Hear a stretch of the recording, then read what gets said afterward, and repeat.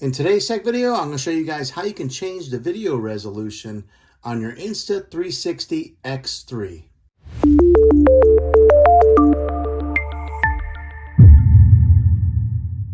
Okay, the way to do this is we'll go ahead and power this camera on.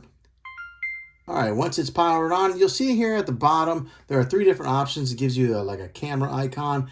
Mine right now is set on 5.7K by 30 frames. And then there's another camera icon there. What you want to do is you want to tap on that middle one there. Now, if you accidentally tap on the camera, that's what comes up. So you want to tap on that middle one right there. And then that's how you change the resolution is up here at the top. You'll just swipe over like so. So right now, 5.7K, 4K, 3K, just like so. And then if you want to change the frame rate, it's at the bottom. You just swipe that over as well. And you can change those over to be. And then once you have it, you just swipe down from the bottom and then it stays at that particular video resolution. So easy peasy to do. Hopefully this helped you out.